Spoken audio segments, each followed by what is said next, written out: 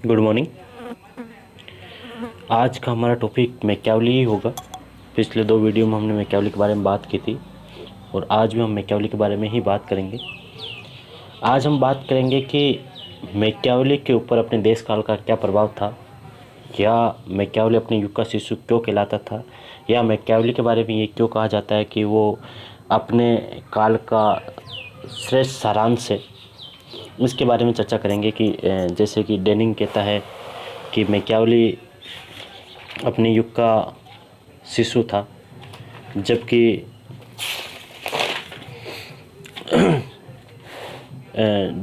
W.T. Jones कहता है कि वो अपने युग का श्रेष्ठ सारांश था। यानी मैकियावेली को आप देख के ये बता सकते हो, यदि मैकियावेली को आप पढ़ते हो तो आप उस युग के बारे में, उस युग का सारांश देख सकते हो कि यदि मैकियावेली को ही आप देख लो तो उससे आपको पता चल जाएगा कि वो युग किस प्रकार का था।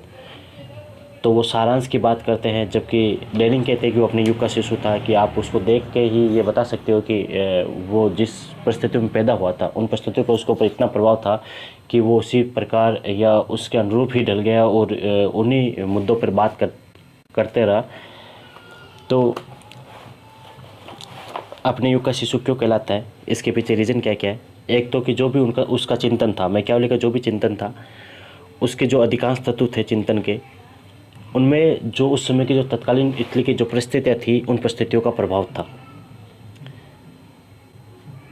दूसरा, उस समय जो पुनर्जागरण चल रहा था वो पुनर्जागरण से प्रभावित होकर ही, पुनर्जागरण का काल था वो, रेनेसां का काल था, उससे ही प्रभावित होकर उन्होंने धर्म का विरोध शुरू किया और धर्मनिरपेक्ष राजनीति की जो आधारशिला है वो रखी थी।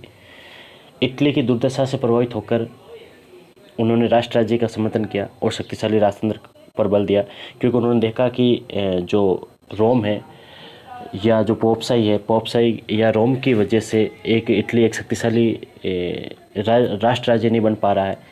तो इसलिए उनको ऐसा लगा कि एक निरंकुश राजतंत्र होगा या एक निरंकुश राजा होगा, वो कम से कम चर्च का विरोध कर सकता है और इटली को एक शक्तिशाली शासन प्रदान कर सकता है और इटली को एकजुट कर सकता है, एकत्रित कर सकता है, जिससे कि एक सुदृढ़ राष्ट्र राज्य बन सके इटली। इन सब से प्रभावित होकर ही मैकियावेली ने इटली को एक शक्तिशाली राजा बनाने निरंकुश राजतंत्र का समर्थन किया था। क्योंकि मैकियावेली, आपने देखा होगा कि प्रिंस के अंदर वो राजतंत्र का समर्थन करता है, जबकि जो उनकी एक पुस्तक और है डिस्कोर्सेज, उसके अंदर वो गणतंत्र का समर्थन करता है। राजतंत्र का समर्थन इसलिए करता है कि वो कहता है कि मैकियावेली कहता है कि जो इटली की जिस प्रकार की जनता है, भ्रष्ट, चालाक लेकिन बुद्धिमान जनता है, इस प्रकार की जनता पर निरंकुश राजतंत्र ही अंकुश लगा सकता है। ठीक है, यदि जनता सामूहिक विवेक वाली हो, राज्य की सुरक्षा में विश्वास करने वाली हो, लोगों की राज्य के प्रति निष्ठा हो और इस प्रकार की जनता हो, तो वहाँ गणतंत्र भी चल सकता है। तो इसलिए मैकियावेली ने क्या कहा था कि स्विट्जरलैंड के लिए तो गणतंत्र उपयुक्त है, लेकिन इटली जैसे राज्यों के लिए राजतंत्र उपयुक्त है। क्योंकि उस समय की जो परिस्थितियाँ देखी थी मैकियावेली ने, वहाँ के लोगों के बारे में जो विचार देखे थे, वहाँ के लोगों के बारे में जैसा उसने देखा था कि वो भ्रष्ट है, चालाक है लेकिन बुद्धिमान है। तो इस प्रकार के जो व्यक्ति होते हैं उनको नियंत्रित करने के लिए मैकियावेली को लगा कि सबसे उपयुक्त कौन है, निरंकुश राजतंत्र है। दूसरा, निरंकुश राजतंत्र का समर्थन इसलिए किया कि जो उस समय का जो चर्च था वो बहुत ज़्यादा प्रभुत्वशाली था और रोम में, क्योंकि आपने देखा कि जो ईसाई धर्म का जो केंद्र था वो रोम था। रोम का जो चर्च था वो संपूर्ण यूरोप पर नियंत्रण रखता था।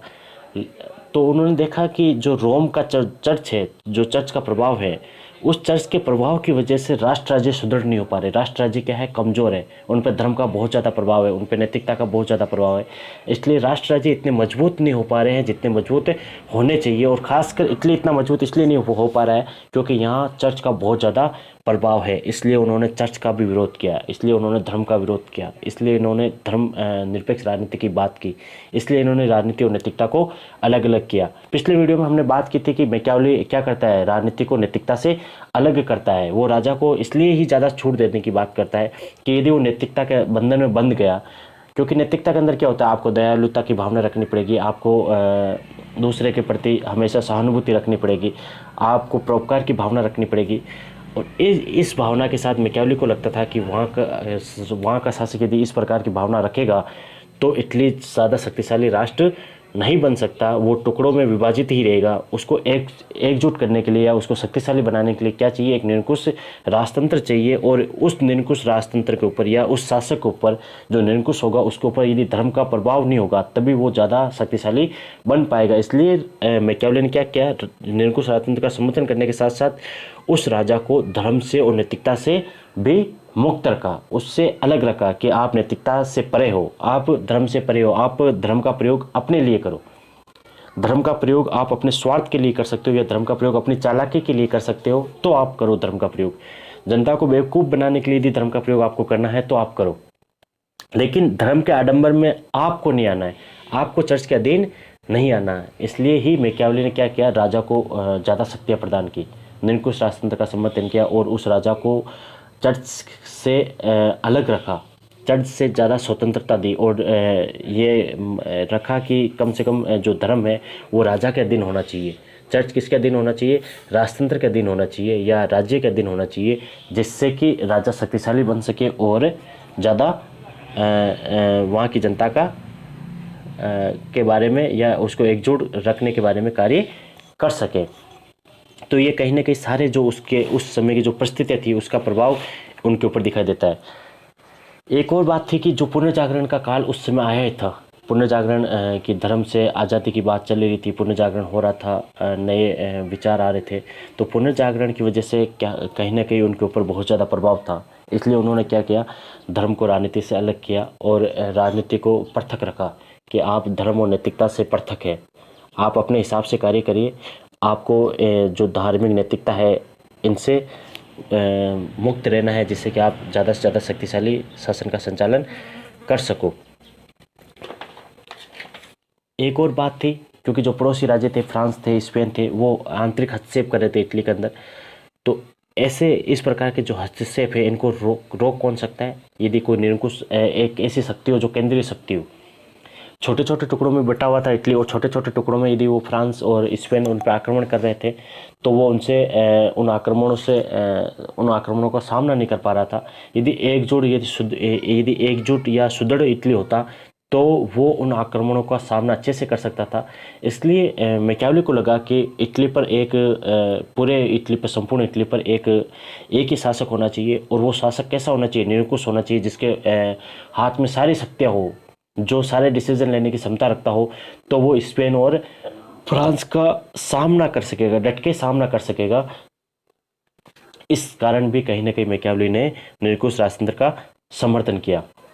नहीं तो मैकियावेली ने अपनी जो दूसरी पुस्तक थी डिस्कोर्सेज, उसके अंदर वो क्या करता है, वो कहता है कि स्विट्जरलैंड जैसा यदि राष्ट्र हो तो वहाँ गणतंत्र ज़्यादा सफल है।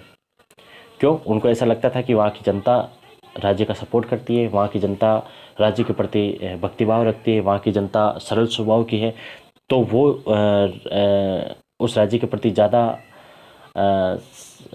अनुकूल है, तो वहाँ गणतंत्र अनुकूल है। लेकिन जैसे इटली जैसे जो राज्य है जहाँ की जनता बहुत चालाक है, जहाँ की जनता भ्रष्ट है, लेकिन भ्रष्ट होते हुए भी बुद्धिमान भी है, जो अपने लिए कार्य करवा सकती है, तो ऐसी जनता को कंट्रोल करने के लिए क्या चाहिए, निरंकुश राजतंत्र चाहिए। तो ये जो सारे विचार हैं कहीं ना कहीं जो मैकियावेली के जो जितने भी विचार उन्होंने मानव की प्रवृत्ति से संबंधित विचार दिए हो कि मानव भ्रष्ट है, चालाक है, संकीर्ण है, जितने भी विचार दिए कहीं ना कहीं जो उस समय इटली में जो परिस्थिति थी उनकी वजह से प्रभावित होकर दिए। उसी प्रकार राजा के बारे में जो विचार दिए उन्होंने, वहाँ का जो राजा था इटली का वो बहुत दुर्बल था, या वहाँ जो इटली था उस समय का वो बहुत बिखरे हुए टुकड़ों में था। इसलिए उन्होंने कहा कि इस टुकड़ों को यदि एकत्रित करना है, एकजुट करना है, तो इटली में एक निरंकुश राजतंत्र की आवश्यकता होगी। जिस समय इनका जन्म हुआ था 15वीं शताब्दी के अंदर, उस समय भी क्या था कि वहाँ पुनर्जागरण का काल चल रहा था। तो इनको लगा कि कहीं ना कहीं धर्म को राजा से अलग रखना चाहिए या राजा को ज़्यादा शक्तियाँ प्रदान करनी चाहिए, क्योंकि मध्य युग में आपने देखा होगा कि पोप का बहुत ज़्यादा प्रभाव होता था राजा के ऊपर। पोप ही जो पोपशाही थी वो बहुत ज़्यादा हावी थी, चर्च का बहुत ज़्यादा प्रभाव था, जनता का विवेक कोई मायने नहीं रखता था। ज़्यादा से ज़्यादा जो वहाँ की चर्च थी या जो वहाँ का पोपशाही था उसका नियंत्रण होता था व्यक्ति के ऊपर। तो इन सारे बंधनों से मुक्ति के लिए ही मैकियावेली ने जो उस समय की जो परिस्थितियाँ थी उनसे प्रभावित होकर ही जो अपने विचार प्रतिपादित किए, वो सारे विचार वहाँ की तत्कालीन जो परिस्थितियाँ थी इटली की उससे प्रभावित थे। इसलिए आपके मैकियावेली को W.T. जोन्स कहते हैं कि वो अपने युग का श्रेष्ठ सारांश है। यानी कि यदि आप मैकियावेली को पढ़ते हो, यदि मैकियावेली के बारे विचार आप पढ़ते हो, तो आप उस समय का अंदाज़ा लगा सकते हो कि इटली की स्थिति क्या रही होगी। उसका इटली का पूरा सारांश आप मैकियावेली को पढ़ के निकाल सकते हो। इसी प्रकार डेनिंग भी कहता है कि वो अपने युग का शिशु था, अपने युग का शिशु था, कि आप मैकियावेली को देख के ये पता कर सकते हो कि उस समय के जो शिशु होंगे वो कैसे होंगे, क्योंकि मैकियावेली के जो विचार है वो पढ़ते हो तो उस समय का जो युग था उस युग के बारे में आप बात कर सकते हो, उस युग को आप समझ सकते हो।